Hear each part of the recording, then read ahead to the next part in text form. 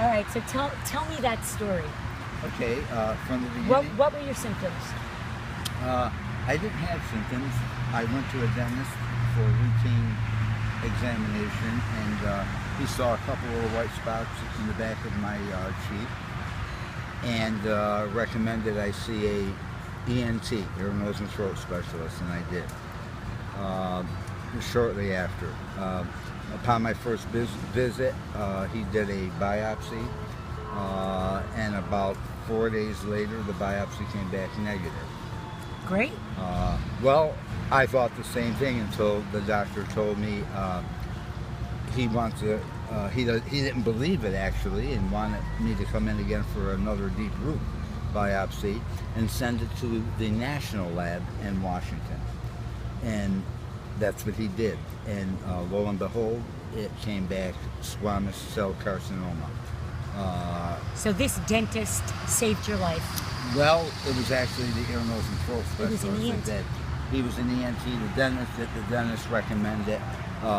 He's the one that was very aggressive, didn't believe the first biopsy, and redid the biopsy. And if it wasn't for that, I never would have known I had cancer, and it probably would have worsened much more than it did.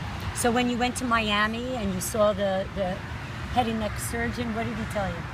He told me that my options were radiation or a radical surgery. After explaining what the radical surgery... Should we go somewhere quiet? After explaining what the radical surgery entailed, and after seeing some patients that had the radical surgery, I honestly was scared to death and opted for the radiation. Unfortunately, the radiation didn't work, and 6 months later my cancer came back, on top of going through a lot of bad things during the radiation, and I ended up having the radical surgery after all. So and then they found cancer on your palate, cancer on the floor, on the back of your tongue. yeah, on my tongue, my palate, and it came back again on the inside of my cheek as well. So I had a total of 4 times that I was diagnosed with cancer at various times during my 10-year cancer stint. So your regret was? My regret was, in the beginning, not listening to the specialist down in Miami. He was great, really unbelievable. They were very aggressive, and that's what it takes. I really truly believe that to treat this type of cancer, you need to be aggressive. And I'm not a fan of radiation anymore, because I think, like the doctor told me, if there's something in your system or your body that doesn't belong there, get it out. And I'm a firm believer in that at this point. So my regret was not opting for the surgery in the first place and opting for the radiation. But now it's been how many years? Well, in July of this year, it'll be 8 years that I've been clean. And hopefully that's it. And I do go back to Miami once a year now. For 5 years, I went every 3 months. So you have the surgery on inside of both wrists? Inside of both wrists, of course, with the vein that they pulled right. and reattached. And they reconstructed the inside of my mouth with my wrist skin.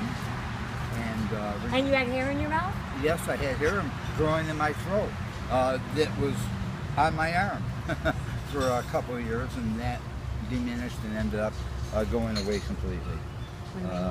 So, and how about your leg? My legs is they took the skin off my legs and on put both it back sides? on both sides. Wow. 1 here, 2 here, and put them back here. And that's pretty much it. They removed part of my tongue. But one last story. You told me about radiation and why it was so difficult. Yes. When I first began radiation treatments, I was going home after my 1.5 minute treatment on a daily basis with 3rd-degree burns on my tongue, blisters, which were excruciatingly painful. And I went through this for like almost 4 weeks, and no one can figure out why. And the radiation oncologist finally called in a friend of his, another specialist, to try to find out between the two of them what was causing this.